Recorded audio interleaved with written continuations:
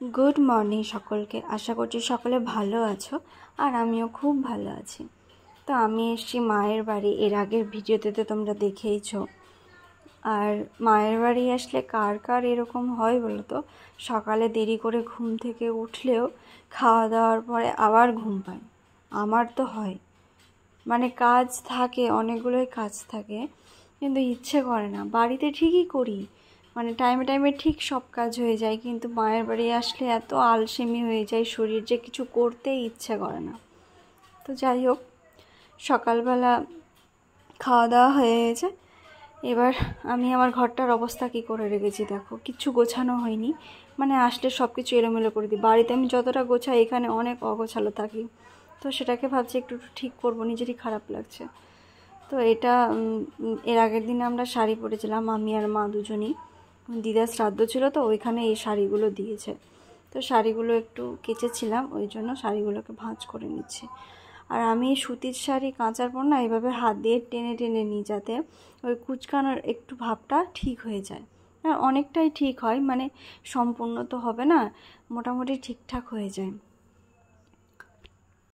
এই ভিডিওটা প্রায় অনেক দিন আগেরই করা, আর আমি প্রায় আজকে এক সপ্তাহ বাদে আজকে পোস্ট করব। মানে ভিডিও করে দিয়েছিলাম, এডিট করছিলাম না। মায়ের বাড়ি আসলে সবারই এরকম হয় বোধহয়, মানে এত আরাম করি, বাড়ির তুলনায় কাজ কম থাকে, কিন্তু এই যে একটু একটু কাজ থাকে ওইগুলো কাজ আমার করা হয় না। তো আজকে রয়েছে রথযাত্রা, আর আমি যেহেতু দিদার পিণ্ড ঢেকেছিলাম, তো আমাকে রথ টানতে গেলে আমাকে গঙ্গা স্নান করতে হবে। আর রথ যদি নাও টানতে পারি, কিন্তু বাড়ি যেতে গেলে তো আমাকে গঙ্গা স্নান করেই যেতে হবে, কারণ আমাদের বাড়ি থেকে গঙ্গা স্নান করতে যেতে হয় রাজমহল, আর মায়ের বাড়ি থেকে সাতটারি যাই। তো সাতটারি তো আমার চেনা, এটা আমি একা একাই যেতে পারবো, কিন্তু রাজমহল আমি একা যেতে পারবো, কিন্তু যাই না, অনেকটাই দূর হয়ে যায়। তো আজকে ভেবেছি এই শাড়িগুলো গোছগাছ করার পর আর বাকি যে টুকটাক কাজ রয়েছে কাজ টাজ সেরে আর আমি যাবো আজকে গঙ্গা স্নান করতে। তারপর বিকেলবেলা আবার রথযাত্রার মেলা রয়েছে। মা আর বাবা কালকে চলে গেছে, স্নান করে চলে এসছে, তো আমাকে আজকে একাই যেতে হবে। মা থাকলে মায়ের সাথে চলে যেতাম, তো কিছু করার নেই, একা একাই বরং যাই আজকে। তো এই শাড়িটা ছিল আমার, আর ওই শাড়িটা যেটা এখন ভাঁজ করছি এটা রয়েছে মায়ের। তো মা বললো যে শাড়িটা ভাঁজ করে দিস, কারণ আমি সময় পাই না।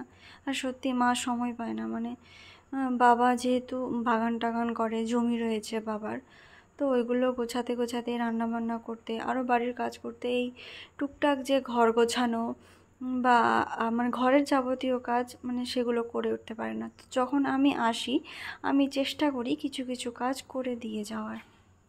এই শাড়িগুলোকে আপাতত আমি এখানেই রেখে দেব, তারপর মা যেখানে রাখার রেখে দেবে।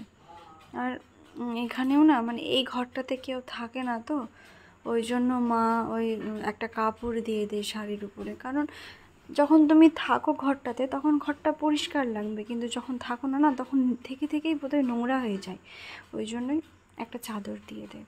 তারপর বিছানাটাকেও গুছিয়ে নিয়েছিলাম, মানে যখন আমি আসি তখন শুধু আমিই থাকি ওপরের ঘরে, না তো ভাই তো থাকে না, ভাই নিচের ঘরেই থাকে, তো ওই ওপরের ঘরগুলো অত পরিষ্কার করাও হয় না। যখন আমি আসি তখন পরিষ্কার করে একটু পরিচ্ছন্ন করে রাখি, বাদ বাকি মা যখন সময় পায় তখনই করে। আমার বিয়ের আগে আমি নিচের ঘরে থাকতাম, ভাই ওপরের ঘরে থাকতো। তারপর বিয়ে হওয়ার পরে দেখছি যে ও নিচের ঘরে থাকা শুরু করে দিয়েছে, তো বাধ্য হয়ে আমাকে ওপরের ঘরে থাকতে হচ্ছে। কিন্তু ওপরের ঘরগুলোতে না প্রচুর গরম লাগে, গরমের দিনে, ঠান্ডার দিনে ঠিকঠাক, গরমের দিনে প্রচুর গরম, একটু কষ্ট হয়। যাই হোক, এই যে আমি নদী পৌঁছে গেছি। রাস্তাঘাটে আর কোনো ভিডিও করিনি, কারণ আমার সাথে কেউ ছিল না, আমি গাড়ি চালাচ্ছিলাম। তো গাড়িটাকে এখানে রেখে আমি এখন ওই দিকটাতে স্নান করতে যাব। আর জলটা না বেশ, মানে কি বলবো, খুবই ঘোলা ছিল, মানে স্নান করে তুমি তৃপ্তি পাবে না। এর আগে একবার আমি স্নান করতে এসেছিলাম এখানে, তো তখন জলটা খুব ভালো ছিল, কিন্তু এখন প্রচুর ঘোলা। বিকেলবেলা আমি আর মা রেডি হয়ে চলে এসেছিলাম মেলাতে। ওদিক থেকে আমার বরকেও ফোন করেছিলাম, তো ও বললো যে একটু আসতে দেরি হবে, কারণ আমাদের ওদিকে না এরকম বড় করে রথযাত্রা হয় না। আর অমৃতিতেই, মানে আমার দেখা অমৃতিতেই আমি বড় করে দেখেছি যে রথযাত্রা হয়। আর আজকে আমার পিসির বাড়িতেও পুজো রয়েছে, তো ভাবছি যাব কি যাব না, দেখা যাক। তার আগে রথটা দেখে নিক, ইচ্ছে হলে যাব, না তো যাব না। আর মানে এই অমৃতিতে না, এক রথযাত্রা আর এক শিবরাত্রিতে এত ভিড় হয় যে বলার কথা নেই। যারা অমৃতিতে থাকে তারা জানে, মানে প্রচুর ভিড় হয়।